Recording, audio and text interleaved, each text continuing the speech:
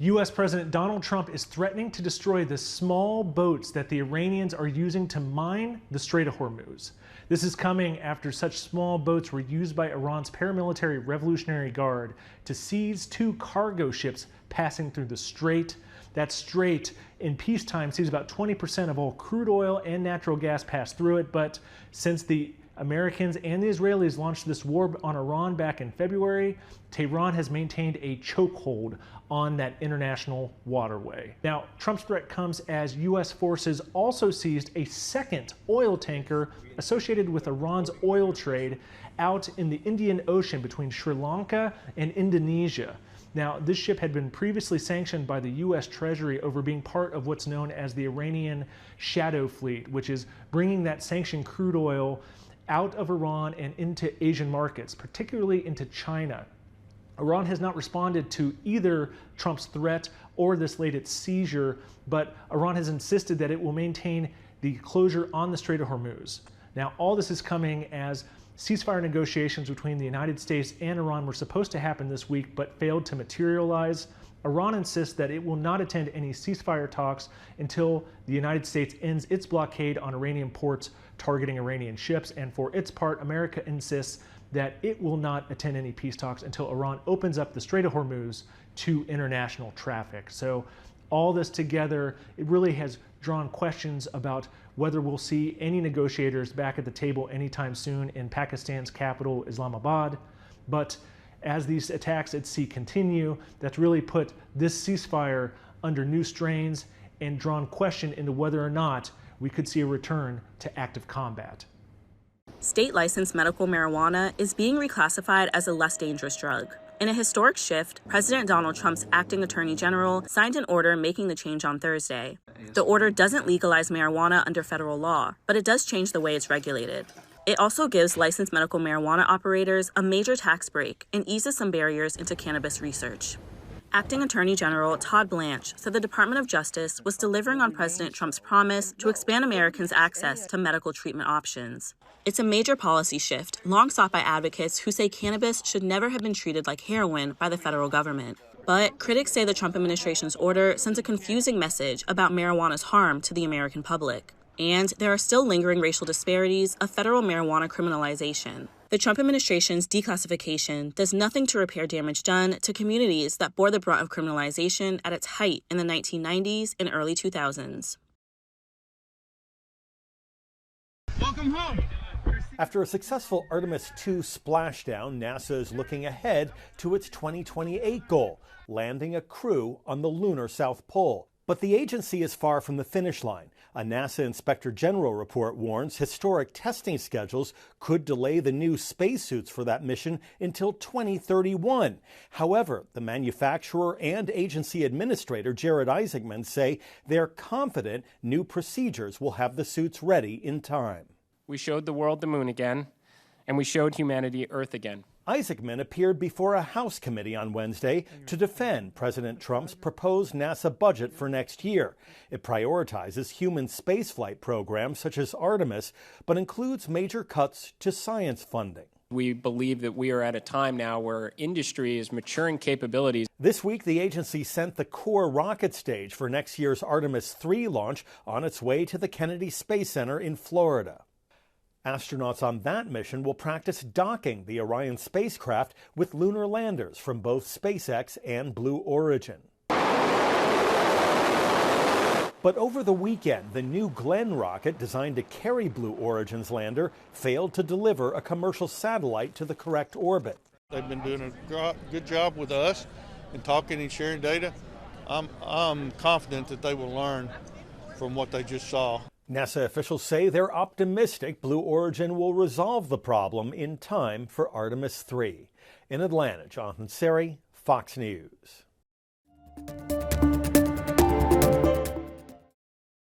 Bills to fund the Department of Homeland Security have failed multiple times, but this time Republicans want to fund ICE and Border Patrol without Democrat support. We have been forced by the Democrats to use the reconciliation process to see that these two important agencies are funded. Federal courts ruled that ICE unlawfully detained not hundreds of people, but thousands of people. You should not be willing to fund an agency that just doesn't care about the law. Democrats say the reason they held back money was to force DHS to change immigration policy. You have to get a warrant before you conduct a search, that you have to introduce yourself, that you have to have a name and badge number. The proposed funding package would guarantee funding for Border Patrol and ICE through the end of President Trump's term. That way, DHS won't shut down again a few months from now. Through reconciliation, we're going to be able to fund CPB and ICE for 3 years. The partial government shutdown started almost 70 days ago. And yet again, TSA agents are now looking at the possibility of another missed paycheck. I've got one payroll left, and there is no more emergency funds. And this is expected to be a drawn-out process, not just a single vote. Democrats can also offer amendments as well, so it's not clear when a final vote will take place. In New York, Caroline Elliott, Fox News. Alabama and Missouri announced settlements with the video game Roblox following separate investigations into allegations of young users being exploited to predators and sexual content on the platform. Roblox will pay a combined $23 million to the states, as well as an additional $12 million to Nevada for a similar settlement reached last week. As criticism towards the game grows, Roblox CEO Dave Baszucki says most users have healthy experiences on this platform every day and announced new age-based accounts to bolster its current child safety measures. Once they age check, we'll put them in the appropriate account, including kids accounts, select accounts, or 16 and up accounts.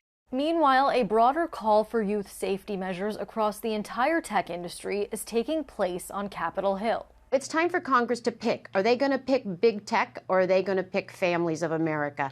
On Tuesday, parents and advocates pressed leaders to support the Kids Online Safety Act during a vigil, with some saying social media played a part in their children's deaths. They were not inevitable and they were not accidental. Senator Marsha Blackburn expressed support for new regulations, claiming tech companies see young users as, quote, dollar signs. Their products are designed for addictiveness, and they've been very successful in that. The Kids Online Safety Act passed the Senate in 2024, but has since stalled in the House. Kelly Saberi, Fox Business.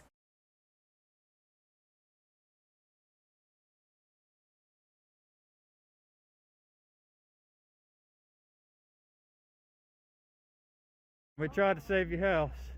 We couldn't do nothing. It was too late, man. A pair of wildfires causing havoc in South Georgia near the Florida border. Within 5 minutes, it went from smoke to a fire.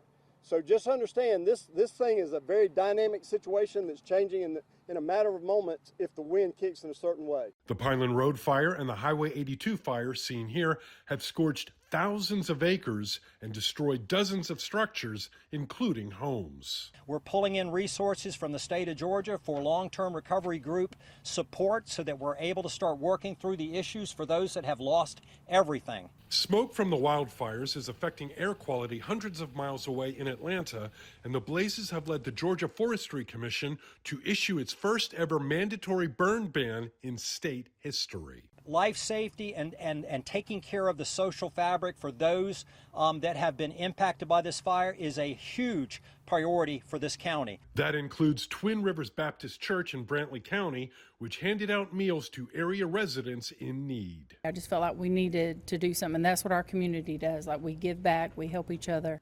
I'm John Lawrence reporting.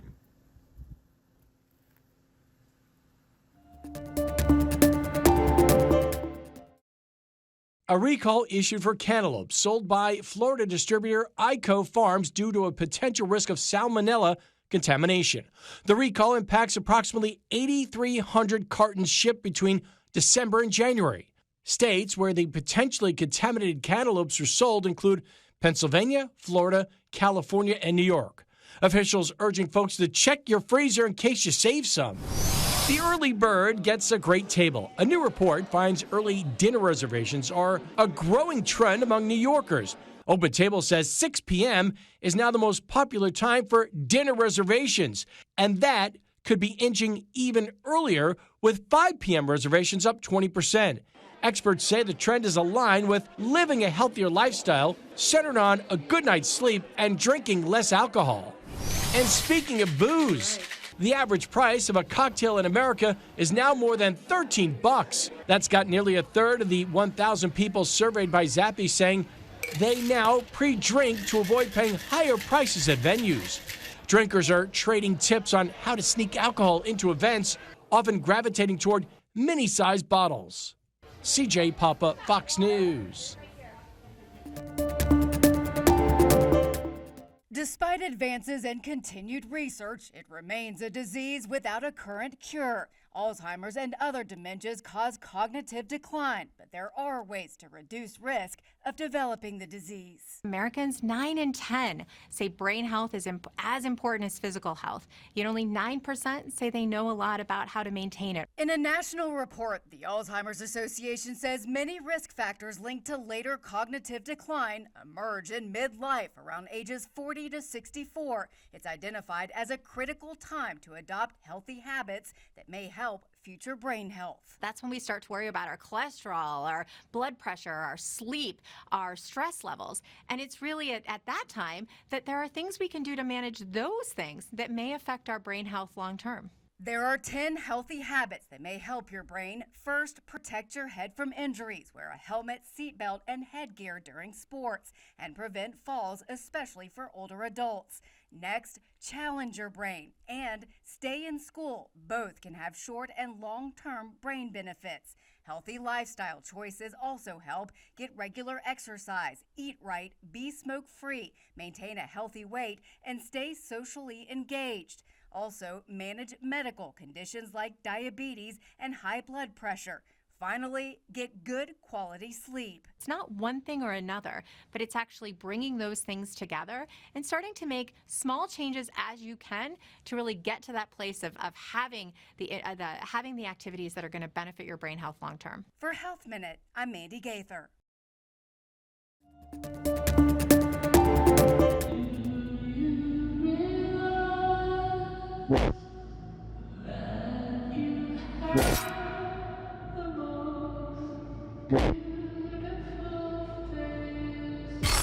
Clayface is DC Studios' first horror thriller, starring Tom Rhys-Harries as the man who goes from rising Hollywood star to Gotham City villain.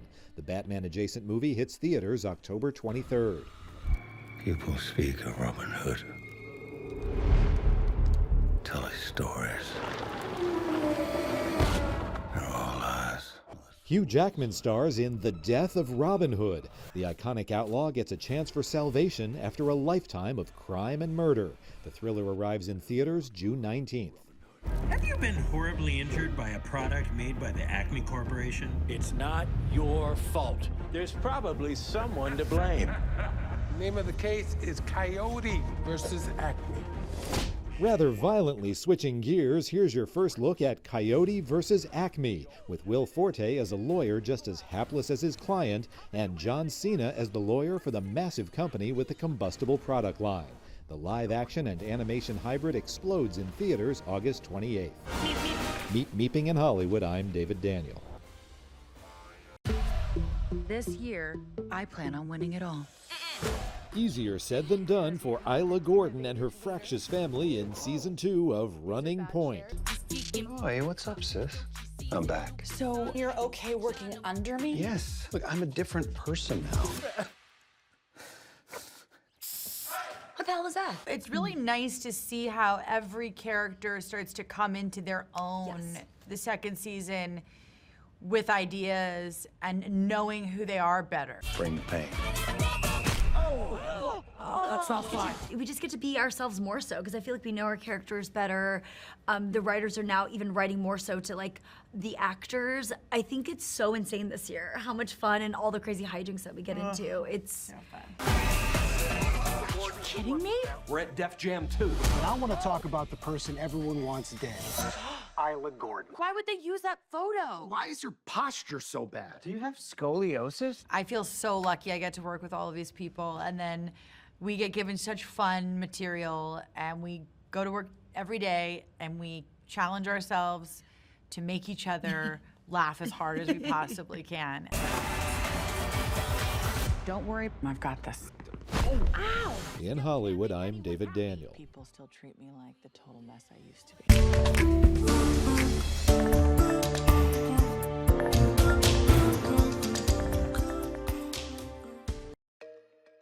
Shocking video shows the moment a small plane collided with a high-voltage pole before crashing into a Los Angeles area parking lot. The video from the Pacoima incident shows a flash of sparks as the plane snaps the high-tension power pole. Debris and more sparks fly as the plane crashes down to the ground. Officials say the pilot, a 70-year-old man, was the only one on board and was found outside the plane but conscious. According to the San Fernando Valley Sun, he was taken to a hospital in critical condition but is recovering. A local airport said the plane was rented by the pilot, but the cause of the crash is currently unknown. Another small plane came down in another busy area in Arizona, although this one landed without incident, albeit on a city street in Mesa. According to KPNX, no injuries were reported after an apparent mechanical failure forced a student pilot and instructor on the small plane to make the emergency landing. All in all, responders say the plane coming to rest safely on the roadway was a happy ending to a potentially disastrous scenario. There's no damage to the airplane, no damage to the 2 souls on board. Quite a great day with a safe outcome. Finally, speaking of coming to rest, that's exactly what a big old moose was spotted doing in Bozeman, Montana. Now, normally seeing a moose in Montana would be no big whoop, but according to a Facebook post, the big galloping galoot just so happened to choose to chillax right outside a local radio station named, wait for it, The Moose. I guess the big guy figured this shady spot had his name written all over it. For Take a Look at This, I'm Jeremy Roth.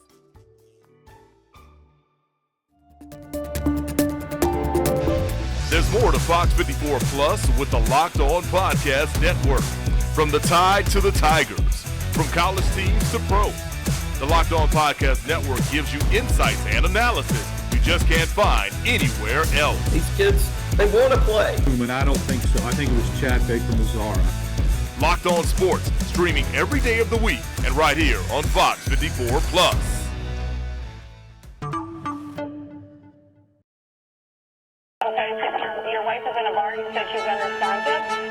This is what he's going to tell you. Trying to find the first place to put a body. No, sir. The only thing they could do was kill him. The jury and to find the defendant